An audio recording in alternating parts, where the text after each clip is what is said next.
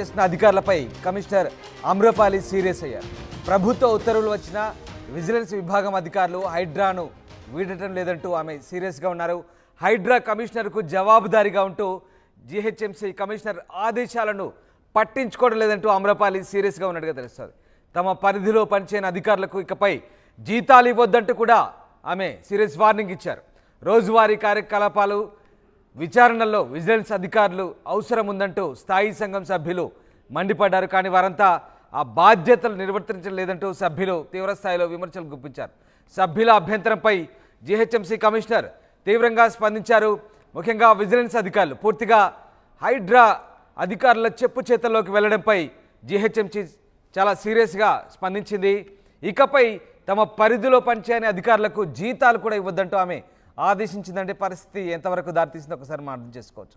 హైడ్రా కమిషనర్కు జవాబుదారీగా ఉంటూ GHMC commissioner ఆదేశాలని పట్టించుకోవడం లేదని ఒక చర్చ సాగుతోంది. ముఖ్యంగా పూర్తిగా హైడ్రా హ్యాండ్ ఓవర్లోకి వెళ్ళి జీహెచ్ఎంసీ కమిషనర్ ఏకంగా కమిషనర్ ఆజ్ఞలను కూడా పట్టించుకోవడం లేదంటే పూర్తిగా ఎంప్లాయీస్ తమ చేయి దాటిపోతున్నారనే ఒక ఫీలింగ్ జీహెచ్ఎంసీ కమిషనర్కు వచ్చినట్టుగా తెలుస్తుంది. దీంతో ఏకంగా వాళ్ళ జీతాలే ఆపేయమంటూ ఆదేశాలు కూడా ఇచ్చినట్టుగా తెలుస్తోంది. ఇక హైడ్రాలో పనిచేస్తున్న ఈ అధికారులు ఎవరైతే ఉన్నారో వాళ్ళపై ఇక్కడి నుంచి కఠినంగా వ్యవహరించాలంటూ అమ్రపాలి ఉన్నతాధికారులకు చెప్పినట్టుగా తెలుస్తోంది.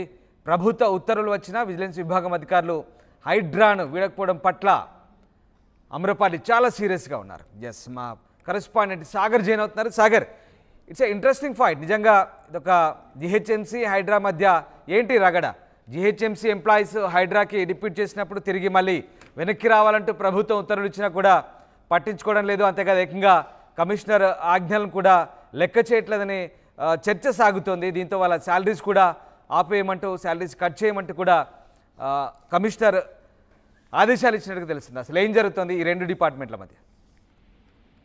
Yes Ramdas, HYDRAA versus GHMC అని చెప్పుకోవచ్చు. ఎందుకంటే ఇక్కడ హైడ్రాలో పనిచేస్తున్నటువంటి విజిలెన్స్ విభాగం అంటే జిహెచ్ఎంసీకి సంబంధించిన విజిలెన్స్ విభాగం ప్రస్తుతం హైడ్రాలో పనిచేస్తుంది. అధికారులు సిబ్బందిపై ఈ అధికారులు జిహెచ్ఎంసీకి సంబంధించిన విజిలెన్స్ సిబ్బంది పైన అధికారుల పైన జిహెచ్ఎంసీ కమిషనర్ అమరాపాలి ఆగ్రహం వ్యక్తం చేసినట్లుగా తెలుస్తోంది. ఎందుకంటే నిన్న జరిగినటువంటి జిహెచ్ఎంసీ స్టాండింగ్ కమిటీ సమావేశంలో ఈ జిహెచ్ఎంసీ జీతం తీసుకుంటూ హైడ్రా కోసం పనిచేస్తున్న విజిలెన్స్ అధికారులు ఈ సిబ్బంది పైన ఈ అంశం పైన కొంత చర్చ జరిగిందని చెప్పుకోవచ్చు. ఈ కూల్చివేతలు, ఇన్స్పెక్షన్స్, ఇతర హైడ్రా చేస్తున్నటువంటి కార్యక్రమాల్లో విజిలెన్స్ అధికారులు సిబ్బంది వాళ్ళు పూర్తి సమయాన్ని అక్కడే కేటాయించడం పైన కొంత అమరాపాలి జిహెచ్ఎంసీ కమిషనర్ అమరాపాలి కొంత ఆగ్రహం వ్యక్తం చేశారు. ఎందుకంటే ఇక్కడ శాలరీలు తీసుకుంటున్నారు, అక్కడ పనిచేస్తున్నారు, హైడ్రా కోసం పనిచేస్తున్నారు. దీంతో పాటుగా ప్రభుత్వం ఆదేశించినప్పటికీ అంటే ప్రభుత్వం వారిని మళ్ళీ జిహెచ్ఎంసీలో పనిచేయమని ఆదేశించినప్పటికీ వారు స్పందించకపోవడం అనేది కొంచెం అమరాపాలి అంటే దానిపైన అమరాపాలి ఆగ్రహం వ్యక్తం చేసినట్లుగా తెలుస్తుంది. అయితే ఇక్కడ జిహెచ్ఎంసీలో కూడా కొంత విజిలెన్స్ విభాగానికి సంబంధించినటువంటి కొంచెం వర్క్ ఉంటుంది, కానీ అది పెండింగ్ పడుతుంది అంటూ ఆగ్రహం వ్యక్తం చేసిన పరిస్థితి కనిపిస్తుంది. ఈ నేపథ్యంలోనే జీతం ఇక్కడ తీసుకుంటున్నారు, పని అక్కడ చేస్తున్నారు, అదే ప్రభుత్వ ఉత్తర్వులు కూడా పట్టించుకోవడం లేదు, బేకారత చేస్తున్నారు అంటూ విజిలెన్స్ సంబంధించినటువంటి అధికారుల పైన ఆగ్రహం వ్యక్తం చేసి సంబంధిత జిహెచ్ఎంసీ అడ్మిన్ కి సంబంధించిన వారికి ఆదేశాలు జారీ చేస్తుంది. వాళ్ళ జీతాలు ఇప్పుడు జిహెచ్ఎంసీ చెల్లిందంటారు. ఇక్కడ మరో అంశం ఏంటంటే హైడ్రాకు సిబ్బందిని కేటాయించింది ప్రభుత్వం. తాజాగా పోలీసు విభాగంతో పాటు ఇతర విభాగాలకు సంబంధించిన అధికారులను కూడా కేటాయించింది. సో ఈ నేపథ్యంలో అసలు ఎవరు హైడ్రాకు సంబంధించిన సిబ్బందికి జీతాలు ఇవ్వాలి అనేది కూడా అంశం కొంచెం చర్చ జరుగుతుంది. దీనికి సంబంధించిన ప్రభుత్వం కూడా ఇంకా క్లారిటీ ఇవ్వాల్సిన అవసరం ఉంది.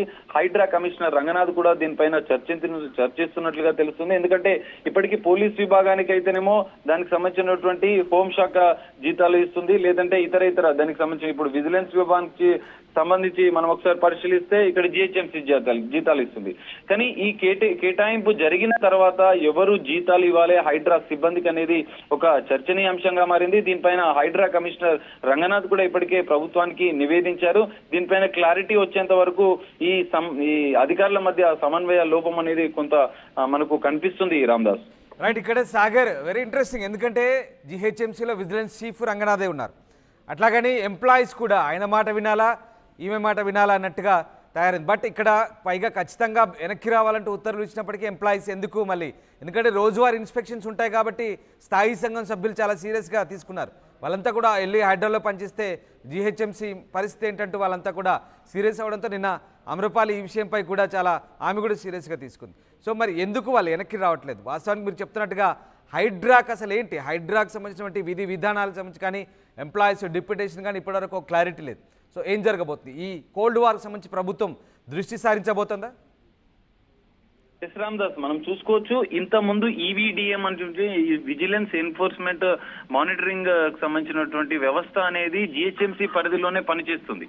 కానీ ఇక్కడ హైడ్రా ప్రభుత్వం ఎప్పుడైతే జీవో 99 ప్రకారం హైడ్రాను నియమించిందో అప్పుడు దానికి ఒక ప్రత్యేక సంస్థగా హైడ్రా రూపొందించింది. సో ఈ నేపథ్యంలో జిహెచ్ఎంసీకి సంబంధించిన సిబ్బంది అక్కడ ఇన్ని రోజులు కొనసాగారు. ఈ నేపథ్యంలో అవుట్గా అంటే వెంటనే అక్కడి నుంచి రావాలంటే అధికారులు కొంత రాలేని పరిస్థితి. ఇప్పటికీ రంగనాథ్ కూడా కొంతమంది అధికారులు మేము హైడ్రాలోనే పనిచేస్తామంటూ వాళ్ళు రిక్వెస్టింగ్ లెటర్స్ కూడా పెట్టుకున్నట్లుగా తెలుస్తోంది. సో దీనిపైన ప్రభుత్వం కానీ ఇటు అంటే జిహెచ్ఎంసీతో పాటు హైడ్రా అధికారులు సమన్వయంతో దీని సమస్యను పరిష్కరించుకోవాల్సిన పరిస్థితి ఉంటుంది. ఎందుకంటే హైడ్రాను బలోపేతం చేస్తున్న ప్రభుత్వం దీనికి సంబంధించినటువంటి పూర్తి స్థాయి మార్గదర్శకాలు విడుదల చేయాల్సిన అవసరం ఉంది. సిబ్బంది కేటాయింపు ఇక్కడ జిహెచ్ఎంసీతో పాటుగా అంటే మున్సిపల్ సిబ్బందితో పాటుగా ఇరిగేషన్ సిబ్బందితో పాటుగా రెవెన్యూ సిబ్బంది ఇటు పోలీస్ సిబ్బంది ఈ 4 విభాగాలకు సంబంధించినటువంటి అధికారులను సిబ్బందులను హైడ్రాకు కేటాయిస్తున్న సందర్భంలో దానికి సంబంధించిన కొన్ని మార్గనిర్దేశాలు ఖచ్చితమైనటువంటి అంటే గైడెన్స్ ఇవ్వాల్సిన అవసరం ఉంది. వారి జీతాలు, వారి వ్యవహారాలు, అంటే వారు పనిచేయాల్సిన అంశాలు వీటిపైన కొంచెం క్లారిటీ ఇచ్చిన తర్వాత అంటే ముందుకెళ్తే బాగుంటుందన్న ఆలోచనలో హైడ్రా కమిషనర్ రంగనాథ్ కూడా ఇదే అంశాన్ని ప్రభుత్వం దృష్టికి తీసుకెళ్లారు. దానిపైన క్లారిటీ వచ్చే అవకాశం అయితే మనకు కనిపిస్తుంది. Thank you Sagar, thanks for the update.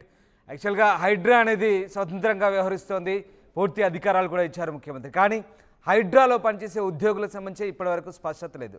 ముఖ్యంగా మున్సిపల్, రెవెన్యూ, ఇరిగేషన్, పోలీస్, ఈ రకంగా మెట్రో, చాలా ఈ రకంగా అన్ని విభాగాల అధికారులు, ఆయా జిల్లాల కలెక్టర్లు కూడా ఇన్వాల్వ్మెంట్ ఉంది. కానీ ఇప్పటివరకు హైడ్రాలో పనిచేసే అధికారులకు సంబంధించి ఎవరు పూర్తి స్థాయిలో డిప్యూటేషన్లు అలాగే వారి జీతభత్యాలు దీనికి సంబంధించిన విధి విధానాలు కూడా ఇప్పటివరకైతే ఖరారు కాకపోవడంతో జిహెచ్ఎంసీ హైడ్రా మధ్య కోల్డ్ వార్ అయితే కొనసాగుతుంది. ఏకంగా స్థాయి సంఘం సభ్యులు సీరియస్ కావడంతో అమ్రపాలి అందులో డిప్యూటేషన్పై పనిచేస్తూ తిరిగి వెనక్కి రావాలని చెప్పిన రానటువంటి ఉద్యోగుల విషయంలో వాళ్ళ జీతాలు ఆపేయమంటూ సీరియస్ అయిన పరిస్థితి కనబడుతుంది. చూడాలి మరి ఇది ఎంతవరకు దారితీస్తుంది, దీనిపై ప్రభుత్వం ఎలాంటి స్పష్టత ఇస్తుందనేది మాత్రం వేచి చూడాల్సిందే.